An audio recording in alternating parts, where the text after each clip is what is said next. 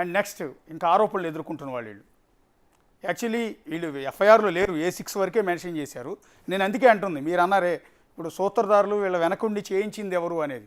ఆ చేయించిన వ్యక్తులు పెద్ద స్థాయిలో ఉన్న వాళ్ళు కూడా అయి ఉండొచ్చు కదా. ఖచ్చితంగా ఉండొచ్చు. సీఎం కూడా అయి ఉండొచ్చు, గత సీఎం ఉండొచ్చు. ఎందుకంటే ఫోన్ ట్యాపింగ్ వ్యవహారం అయితే సీఎంకి అత్యంత సన్నిహితంగా ఉన్న వాళ్ళు కూడా అయి ఉండొచ్చు. అందులో అదేం ఉండదు. ఇన్వెస్టిగేషన్లో ఇక్కడ వస్తున్న ఇన్పుట్స్ ప్రకారం వాళ్ళందరూ కూడా ఇందులో చేరుతారు.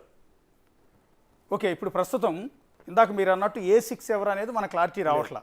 అయితే I news channel chairman Shravan Rao అయి ఉండొచ్చు. శ్రవణ్ రావు ఇక్కడ రాకపోయి ఉండొచ్చు. శ్రవణ్ రావు జంప్ అయ్యి A3 A4 కూడా వెళ్ళిపోవచ్చు, కూడా మారచ్చు. ఓకే, A6 ఎవరు అనేది ప్రస్తుతం మనకు డౌట్ఫుల్ గా ఉంది. మాజీ మంత్రి ఎర్రబల్లి దయాకర్ రావు పేరు ప్రముఖంగా వినిపిస్తుంది. ఇక్కడ వీళ్ళెవరు ఇప్పుడు బీఆర్ఎస్ నేతలు ఇద్దరు A6 A7 ఇద్దరు అలిగేషన్స్ A6 A7 A8 అన్నట్టు, A7 A8 అన్నట్టు.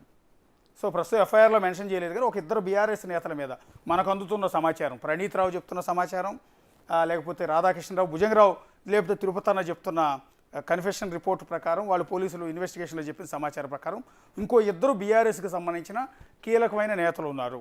ఆ ఇద్దరు ఎవరై ఉండొచ్చు, ఇది ఇంపార్టెంట్. అంటే ఇందాక నుంచి మీరు అంటున్నది అదే, వీళ్ళందరి చేత ఆపరేట్ చేసేవాళ్ళు, మోటివ్ చేసేవాళ్ళు, వీళ్ళని ఈ పని చేయమని ఆదేశించేవాళ్ళు. అది బీఆర్ఎస్ భవన్లో ఉండి చేయించవచ్చు, కేసీఆర్ ఇంట్లో ప్రగతి భవన్లో ఉండి చేయించవచ్చు, ఫామ్ హౌస్లో ఉండి ఇచ్చి ఉండొచ్చు. ఎవరు ఆ ఇద్దరు వ్యక్తులు అయి ఉండొచ్చు. అక్కడ ఒక ఎంపీ పేరు వినిపిస్తుంది. గత ప్రభుత్వంలో కేసీఆర్కు సన్నిహితంగా ఉండి ప్రతిదీ వెనుక నుండే నడిపించే వ్యక్తి పేరు వినిపిస్తుంది. అంటే కేసీఆర్కి హోల్ అండ్ సోన్స్ తానే. తానే. ఈవెన్ కేసీఆర్ భోజనం చేయాలన్నా తనే, ఈయనే పక్క నుండి పెట్టాలి.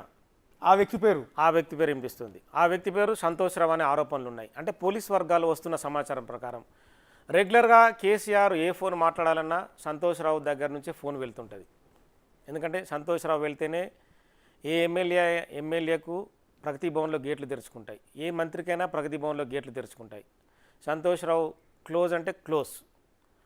డీజీపీ అప్పుడు పనిచేసిన డీజీపీలో అనురాగ్ శర్మ కావచ్చు, మహేందర్ రెడ్డి కావచ్చు, అంజనీ కుమార్ కావచ్చు, వాళ్ళందరినీ కూడా మీకు సార్ పిలుస్తున్నారు, అత్యవసర మీటింగ్ ఉంది అంటేనే సంతోష్ రావు ఫోన్ చేస్తేనే వాళ్ళు ప్రగతి భవన్లకు ఎంట్రీ అయ్యే పరిస్థితి. సో కీలకంగా వ్యవహరించాడు. ప్రగతి భవన్ వ్యవహారాల్లో అత్యంత కీలకమైన వ్యక్తి సంతోష్ రావు అనే ఆరోపణలు ఉన్నాయి. ఎందుకు చాలామంది బీఆర్ఎస్ నేతలు చెప్తుంటారు సంతోష్ రావే ప్రతిదీ చక్కబెడతారు, కనీసం ఒక పోలీస్ స్టేషన్ సిఐకి ఫోన్ చేయాలన్నా సంతోష్ రావే ఆయనకు అనుకూలంగా ఎఫ్ఐఆర్లు నమోదు చేయించడం, మిగతా వ్యవహారాలు చక్కబెట్టడంలో కీలక పాత్ర పోషించడని వాళ్ళ నేతలు ఆరోపిస్తున్నారు. ఇప్పుడు ప్రణీత్ రావు పోలీస్ విచారణలో మీరు చెప్పిన సంతోష్ రావు పేరు చెప్పాడా?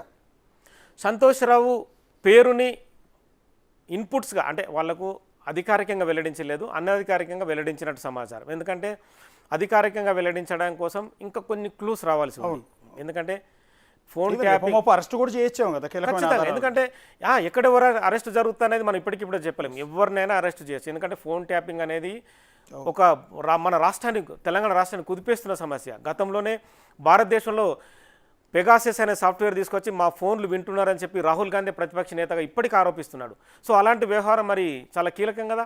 ఇజ్రాయెల్ నుంచి ప్రైవేటు డివైస్ తెప్పించడం ఏంటి, కేంద్ర హోంశాఖ అనుమతి లేకుండా బెడ్రూమ్లో భార్యాభర్తలు మాట్లాడుకుంటున్న సంభాషణలు కూడా వినడం ఏంటి, ఇలాంటి అంశాలు చాలా కీలకంగా వ్యవహరిస్తాయి. హవాలా సొమ్ముల్ని, మిగతా వజ్రాల వ్యాపారులు, బంగారం వ్యాపారులు, రియల్ ఎస్టేట్ వ్యాపారుల్ని అక్రమంగా, అంటే కొంతమంది వైట్ మనీ కాక బ్లాక్ మనీ తరలిస్తుంటూ ఉంటారు లావాదేవీల భాగంగా, అలాంటి సంభాషణలు కూడా విని డబ్బులు లాక్కున్న సందర్భం. మరి ఇది ఎలా చూడొచ్చు? ఇది చాలా సీరియస్ వ్యవహారం ఇది.